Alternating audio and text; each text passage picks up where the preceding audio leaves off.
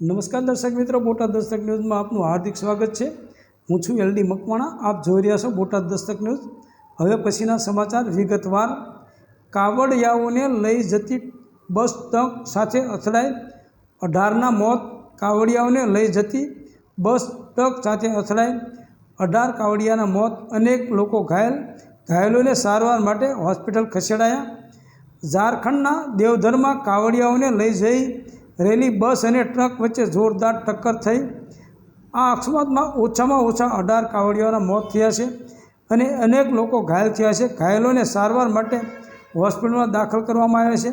સ્થાનિક લોકોએ જણાવ્યું હતું કે 20થી વધુ ભક્તો ગંભીર રીતે ઘાયલ થયા છે।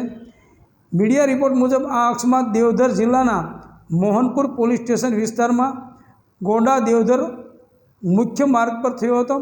29 જુલાઈ મંગળવારની સવારે કાવડિયાઓથી ભરેલી બસ અને ટ્રક વચ્ચે જોરદાર ટક્કર થઈ હતી। આ લખાઈ રહ્યું છે ત્યાં સુધીમાં 18 કાવડિયાઓના મોત થયા છે। સ્થાનિકોએ પોલીસને ઘટના અંગે જાણ કરી હતી। મોહનપુર પોલીસ સ્ટેશનના ઇન્ચાર્જ પ્રિયરંજન પોલીસ ફોર્સ સાથે ઘટનાસ્થળે પહોંચ્યા છે। ઘાયલોને એમ્બ્યુલન્સ દ્વારા મોહનપુર CHC લઈ જવામાં આવ્યા છે, જ્યાંથી તેમને દેવધર સદર હોસ્પિટલ મોકલવામાં આવી રહ્યા છે। મૃતક ભક્તોની ઓળખ કરવામાં આવી રહી છે। હાલમાં બધા મૃતદેહો દેવધર સદર હોસ્પિટલમાં દાખલ કરવામાં આવ્યા છે। ભાજપ સાંસદ નિશિકાંત દુબેએ કાવડિયાઓના મૃત્યુ પર દુઃખ વ્યક્ત કર્યું છે। સોશિયલ મીડિયા પ્લેટફોર્મ ટ્વિટર પર તેમણે લખ્યું, મારી લોકસભાના દેવધરમાં શ્રાવણ મહિનામાં કાવડ યાત્રા દરમિયાન બસ અને ટ્રક અકસ્માતમાં 18 ભક્તોના મોત થયા છે। બાબા બૈદ્યનાથજી તેમના પરિવારોને દુઃખ સહન કરવાની શક્તિ આપે। ઉલ્લેખનીય છે કે છેલ્લા 3 દિવસમાં આ ત્રીજો મોટો અકસ્માત છે, જેમાં ભક્તોના મોત થયા છે। અગાઉ રવિવાર 27 જુલાઈના રોજ હરિદ્વારના મનસાદેવી મંદિરમાં ભાગદોડ થઈ હતી, જેમાં 8 લોકોના મોત થયા હતા અને 30 લોકો ઘાયલ થયા હતા।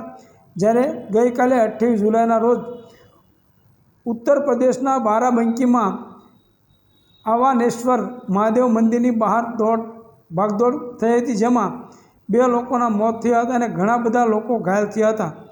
આ ઘટના ત્યારે બની જ્યારે વીજ વાયર ટીન શેડ પર પડ્યો હતો, જેના કારણે અનેક લોકોને વીજ શોર્ટ લાગ્યો હતો। હવે આજે સળંગ ત્રીજા દિવસે તેનાથી પણ મોટો અકસ્માત થયો છે। આ ત્રણેય અકસ્માતો ધાર્મિક કાર્યક્રમોના આયોજન દરમિયાન થયા છે।